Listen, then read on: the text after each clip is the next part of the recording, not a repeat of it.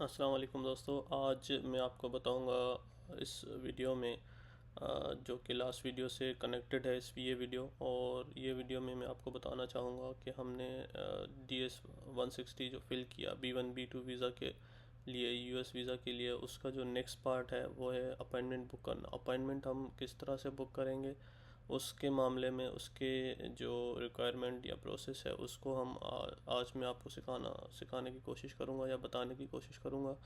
उसमें सबसे पहले जो DS-160 हमने फ़िल किया, थोड़ा उसको हम रिमाइंड कर लेंगे। सबसे पहले हमने पर्सनल इन्फॉर्मेशन, पासपोर्ट इन्फॉर्मेशन और फैमिली बैकग्राउंड के बाद उसके में हमने जो फ़िल किया था वो था फैमिली बैकग्राउंड के बाद कैरियर के लिए।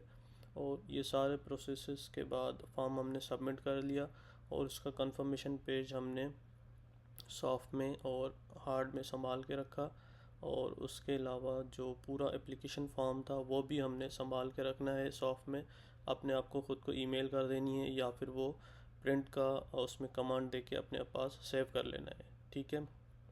देन वो चीज़ें हमने जो कंफर्मेशन पेज है उसमें हमारा जो है फॉर्म नंबर लिखा होता है, वो फॉर्म नंबर हमने जहन में रखना है। वो फॉर्म हमने संभाल के रखना है, फॉर्म नंबर। ठीक है। देन हम प्रोसेस करेंगे दूसरी वेबसाइट पर। गूगल पर आ जाएंगे। गूगल पर आने के बाद सबसे पहले हम जो है apply for appointment USA visa, ठीक है, ये हमने टाइप कर लेना है। टाइप करने के बाद हमारे पास ये प्रोसेस स्टार्ट होगा। ठीक है। ये प्रोसेस आ रहा ये सॉरी वेबसाइट्स आ रही होंगी। ये वेबसाइट के बाद हमने सबसे पहले CGI की ये ऑफिशियल वेबसाइट है, हमने इस पर क्लिक करना है। हम जब इस पर क्लिक करेंगे तो नेक्स्ट हमारे पास ये पेज इस तरह से ओपन होगा। इसका मतलब कि आपने अपना लोकेशन, अपना कंट्री जो है सिलेक्ट करना है। हमारा कंट्री पाकिस्तान है तो हम डायरेक्ट पाकिस्तान पे आ जाएंगे। ठीक है।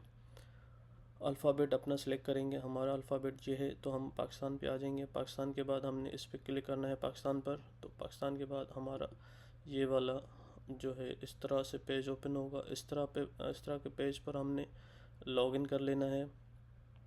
ये जो भी चीज़ें आ रही होती हैं एक दफ़ा अपनी नज़र से आप पढ़ लीजिएगा सारी वेबसाइट पे। मैं इस पे सब चीज़ें स्किप कर रहा हूँ, थोड़ा वीडियो लॉन्ग हो जाता है तो इसको थोड़ा शॉर्ट करने के लिए। तो हमने लॉगिन कर लेना है। लॉगिन के बाद हम आ जाएंगे दूसरा नेक्स्ट पेज हमारा इस तरह से ओपन होगा।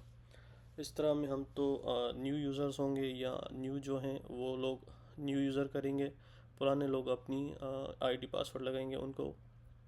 ये वीडियो जो है न्यू यूज़र्स के लिए है तो हम इस चीज़ को देखेंगे। न्यू यूज़र के बाद हमने इस पर क्लिक करेंगे अपनी रजिस्ट्रेशन के लिए।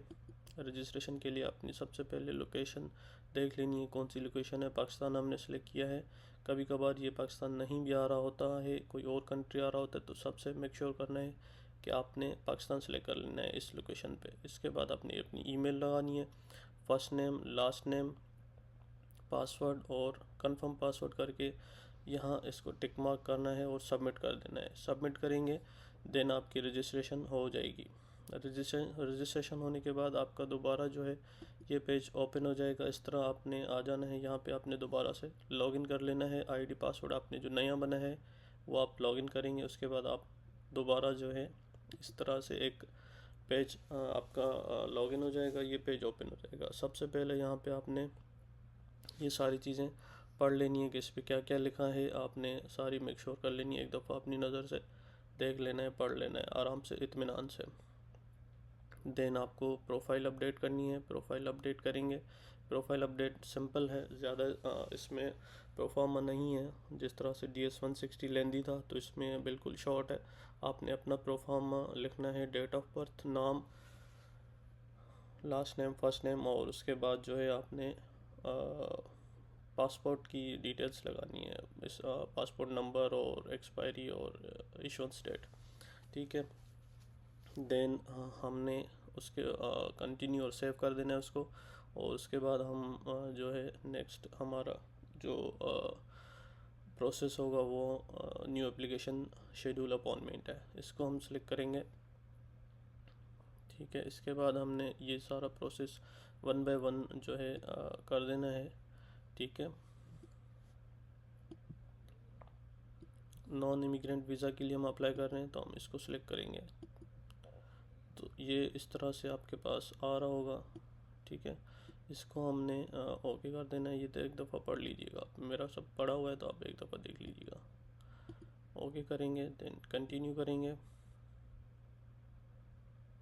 देन आपने कौन सी एम्बेसी के लिए अप्लाई कर रहे हैं वो एम्बेसी कंसुलेट सेलेक्ट करना है। कराची सेलेक्ट करेंगे हम और कंटिन्यू करेंगे। कराची के बाद हम कौन से वीज़ा के लिए अप्लाई कर रहे हैं, सिलेक्ट वीज़ा कैटेगरी। हमारी कैटेगरी है business and tourism visitor visa, ये हम कंटिन्यू करेंगे। इसके बाद इसमें भी कौन से हैं, विज़िटर है खाली फॉर बिजनेस और विज़िटर प्लेयर और मेडिकल ट्रीटमेंट, तो हम B1 B2 सेलेक्ट कर लेते हैं, जो कि दोनों चीज़ के लिए है, ठीक है। नेक्स्ट करेंगे। इसमें जी ये छोटे छोटे सवालात हैं। ऐड फैमिली नंबर्स, जो आप फैमिली मेम्बर कोई ऐड करना चाह रहे हैं तो उसकी डिटेल्स पुट कर लीजिएगा। डिपेंडेंट्स जो आपके साथ जाना चाह रहे हैं, ट्रैवल करना चाह रहे हैं, तो उनकी डिटेल्स आप फिल कर लेंगे। जो एक से ज़्यादा जो लोग जा रहे हैं उनके लिए डिटेल्स हैं। सो इस तरह से हम थोड़ा आगे जाएंगे तो उसमें देखते हैं क्या चीज़ें हैं। इस तरह के छोटे सवालात ही हैं कुछ जो आपने देख लेने हैं कि क्या क्या चीज़ें हैं, किस तरह से हम जो है फिल करना चाह रहे हैं, ठीक है। ये है आई एम अ सिटीज़न और रेजिडेंट ऑफ पाकिस्तान, मैं पाकिस्तान में मौजूद हूँ, ठीक है। और पाकिस्तान में जो है वीज़ा अप्लाई करना चाह रहा हूँ, ठीक है। इसको हम यस कर देंगे। देन हमारे पास इसी तरह का कुछ और भी है। आप are you under 14 years of age, तो आप अगर फॉल कर रहे हैं तो लिखेंगे, वरना नो करेंगे। और इस तरह से एक और सवाल आएगा, आप 18 साल सॉरी 80 साल या 80 साल से ज़्यादा हैं, बड़े हैं, तो आप यस नो करेंगे। दोनों में हम नो कर लेते हैं, इसमें भी मैं फॉल नहीं कर रहा। और are you the applicant all members applying with you except under 14 age applying first time apply कर रहे हैं तो हम फर्स्ट टाइम करेंगे, ठीक है, यस कर देंगे। तो इस तरह हमारे पास सारी डिटेल्स आ जाती हैं। और इस तरह से हमारे पास जो है सिलेक्ट करना है लोकेशन, हम कहाँ से डॉक्यूमेंट्स रिसीव करेंगे, उसको यस करेंगे, क्लिक करेंगे। हम कराची से सिलेक्ट करना चाहें, एमिरेट ट्रैवल पे हमारा पासपोर्ट रिसीव करेंगे इंशाल्लाह। जब आपका वीज़ा हो जाएगा आप वहाँ से सिलेक्ट करेंगे, ठीक है। देन क्या आ जाता है देख लेते हैं। इस तरह से आपका जो है इसको भी कंफर्म कर देना है। और आप पेमेंट किस तरह करना चाह रहे हैं, इलेक्ट्रॉनिक फ़ंड IBFT से ऑनलाइन करना चाह रहे हैं या कैश पेमेंट करेंगे तो आपका चालान जनरेट हो जाएगा, जो कि चालान आपको मैं दिखा देता हूँ।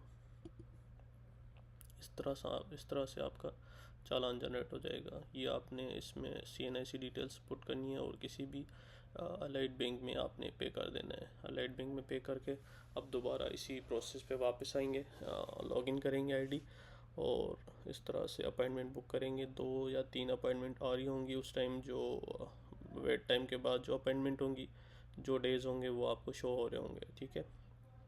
वो उसमें से आपको जो सूटेबल लगे आप अपने लिए सेलेक्ट करेंगे और इस तरह से आप जो है अपॉइंटमेंट बुक कर सकेंगे। देन आप कंफर्म करेंगे बुकिंग को और आपकी वो शेड्यूल हो जाएगी। आप अपने पास जो उसकी ईमेल आएगी उसका प्रिंट, और जो डॉक्यूमेंट्स कुछ नेसेसरी हैं वो मैं आपको बता देता हूँ। सबसे पहले आपका जो है पासपोर्ट और ये फ़ी चालान, और उसके बाद पासपोर्ट साइज़ पिक्चर्स आपकी जो हैं वो, कंफर्मेशन पेज, ये सारी चीज़ें ये कुछ चीज़ें हैं जो ज़रूरी हैं आपके पास होने चाहिए। एप्लीकेशन फॉर्म आप अपने पास रखेंगे।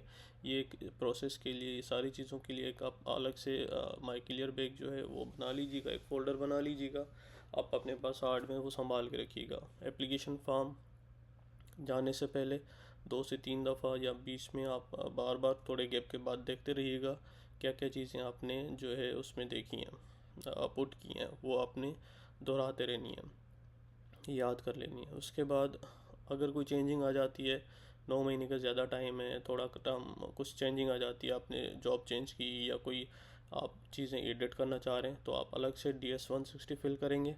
फिर आप जो है वो कंफर्मेशन जो पेज होगा उसका, जो DS-160 की जो एप्लीकेशन आईडी होगी वो आप आके सिर्फ इसमें प्रोफार्मा में अपडेट कर देनी है। आपका इससे चालान से कोई फ़र्क नहीं पड़ता।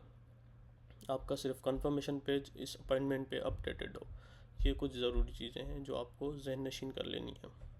कोई मसला नहीं, आप DS-160 एक भरें, 2 भरें, 3 भरें, बट जो आपका एग्जैक्ट होगा वो आप इसमें अपडेट करेंगे। ठीक है, दैट्स इट, ये चीज़ें हैं। और बाकी जो है आपको मैं बाद में बताऊंगा पर्सनल एक्सपीरियंस इंटरव्यू का नेक्स्ट वीडियो में। ठीक है, थैंक यू। इन सब के अलावा फॉर्म DS-160 फिल करना और अपॉइंटमेंट बुक करने के अलावा मैं आपको एक चीज़ बताना चाह रहा हूँ, कुछ चीज़ें बताना चाह रहा हूँ। वो ये है कि आप बैंक स्टेटमेंट का सोच के और ट्रैवल हिस्ट्री का सोच के आप रोक ना जाइएगा, अपने प्रोसेस को रोक ना दीजिएगा या कंफ्यूज ना हो जाइएगा उस चीज़ के बारे में, क्योंकि ये सारा प्रोसेस और ये सारा वीज़ा विज़िट वीज़ा USA का मिलना, ये सारा लक बेस्ड है। आप लक अपनी आजमाएं, अपने आप को जो है एक दफ़ा एक मौका दें। ठीक है, इसके अलावा वीज़ा ऑफिसर पे भी डिपेंड करता है, और कभी कभी इस तरह होता है कि सारी चीज़ें मुकम्मल होने के बावजूद वीज़ा नहीं लगता। ट्रैवल हिस्ट्री भी मेंटेन होती है और बैंक स्टेटमेंट भी होती है लोगों के पास।